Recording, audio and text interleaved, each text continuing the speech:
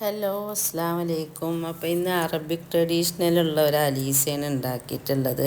അത് ദുബായിൽ പാലസിൽ വർക്ക് ചെയ്തിരുന്ന മോമാലിയാക്കാനോട് ചോദിച്ചിട്ടുണ്ടാക്കിയതാണ്. അതിന് നമ്മൾ വലിയ ഗോതമ്പ് ഒരു ഓവർനൈറ്റ് വെള്ളത്തിലിട്ടിച്ച് നന്നായിട്ട് വാഷ് ചെയ്തത് കുക്കറിലിടുക.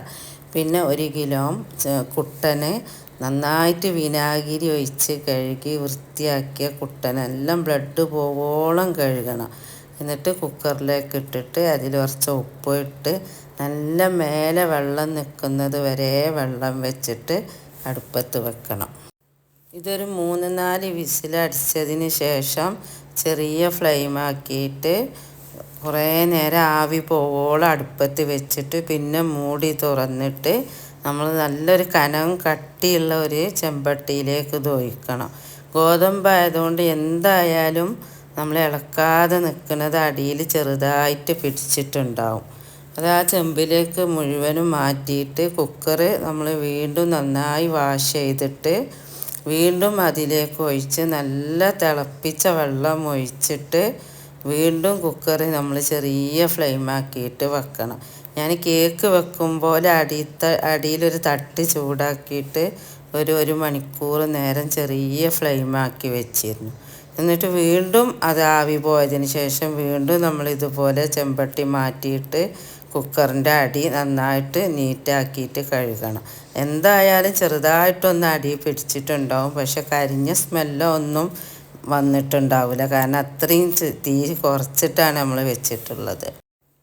വീണ്ടും കുക്കർ നന്നായിട്ട് വാഷ് ചെയ്തിട്ട് അതിലേക്ക് 4 ഏലക്കായും നമുക്കൊരു കഷ്ണം ബട്ടറും നല്ല തിളച്ച വെള്ളവും ഒഴിച്ചെടുത്തിട്ട് വീണ്ടും നമ്മുടെ ഗോതമ്പും ഇറച്ചിയും വീണ്ടും കുക്കറിലേക്ക് തന്നെ മാറ്റിയിട്ട് വീണ്ടും ചെറിയ തീയിലായിട്ട് വെച്ച് കൊടുക്കണം. എന്നിട്ട് മൊത്തം 3 പ്രാവശ്യമായിട്ട് ഞാൻ കുക്കറിലേക്ക് മാറ്റി കൊടുക്കുന്നുണ്ട്. അപ്പോഴൊക്കെ അടിയിൽ ചെറുതായിട്ട് പിടിച്ചതൊക്കെ നമ്മൾ നന്നായിട്ട് വാഷ് ചെയ്തിട്ട് വേണം കുക്കറിലേക്ക് മാറ്റുമ്പോൾ വീണ്ടും മാറ്റി കൊടുക്കാൻ. നല്ല അടിക്കട്ടിയുള്ള കുക്കർ തന്നെ എടുക്കാൻ നോക്കണം. എന്നിട്ട് ഇത് നന്നായിട്ട് വീണ്ടും ആവി കളഞ്ഞിട്ട് നമ്മുടെ ആ വലിയ അടിക്കട്ടിയുള്ള ചെമ്പക്ക് തന്നെ മാറ്റിയിട്ട് നന്നായിട്ട് മാക്സിമം കഴിയുന്നത് പോലെ നമ്മൾ ഉടച്ചെടുക്കണം. പല രീതിയിലായിട്ട് ഉടച്ചെടുത്തിട്ടുണ്ട്. അമ്മിക്കുട്ടി വരെ എടുത്ത് ഉടച്ചിട്ടുണ്ട്. പിന്നെ ഹസ്ബൻഡ് കുറച്ച് ഹെൽപ്പ് ചെയ്തു, നന്നായിട്ട് പിടിച്ചെടുത്തിട്ട് ഹസ്ബൻഡ് ഹെൽപ്പ് ചെയ്ത് നന്നായി ഉടച്ചെടുത്തിട്ടുണ്ട്. എത്രത്തോളം ഉടക്കുന്നോ അത്രത്തോളം അലീസ സോഫ്റ്റ് ആവും. അങ്ങനെ നല്ല അടിപൊളിയായിരുന്നു അലീസ. എല്ലാവരും ട്രൈ ചെയ്ത് നോക്കണം. നമ്മുടെ പാലസിൽ നിന്ന് കൊണ്ടുവന്നിരുന്ന അതേ ഒരു ടേസ്റ്റിലുള്ള അലീസയാണ് കിട്ടിയത്.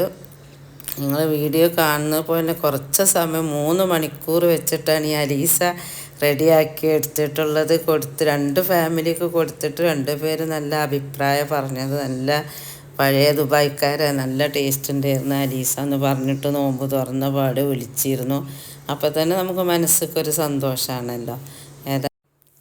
ചിക്കനായാലും മട്ടനായാലും ഒക്കെ ഇതുപോലെ തന്നെയാണ് അലീസ ഉണ്ടാക്കേണ്ടത്. ഞാൻ മൊത്തം 250 ഗ്രാം ബട്ടർ അതിലിട്ടിട്ടുണ്ട്. പിന്നെ ലാസ്റ്റ് സെർവ് ചെയ്യുമ്പോൾ കുറച്ച് ബട്ടർ ചൂടാക്കിയിട്ട് അതിൻ്റെ മേലെ പ്ലേറ്റിൻ്റെ മേലെ നമ്മൾ കഴിക്കുമ്പോൾ കുറച്ച് ബട്ടറും കൂടി ഇട്ടാൽ അടിപൊളിയായി. എല്ലാവരും ലൈക്കും ഷെയറും സബ്സ്ക്രൈബും ചെയ്യുക. ഒപ്പം ബെൽ ബട്ടൺ ക്ലിക്ക് ചെയ്ത് ഓൾ ഓപ്ഷൻ ക്ലിക്ക് ചെയ്താൽ ഞാൻ ഇടുന്ന എല്ലാ വീഡിയോസും നിങ്ങൾക്ക് നോട്ടിഫിക്കേഷൻ വരുന്നതാണ്. കണ്ടില്ല, അത് വിളമ്പിയപ്പോൾ അതിൻ്റെ ഒരു ലുക്ക്, ആ നെയ്യ് കുറച്ച് ചൂടാക്കി ഒഴിച്ചു. ഇനി മറ്റൊരു അടിപൊളി ഡിഷുമായി നമുക്ക് വീണ്ടും കാണാം. അസ്സലാമു അലൈക്കും.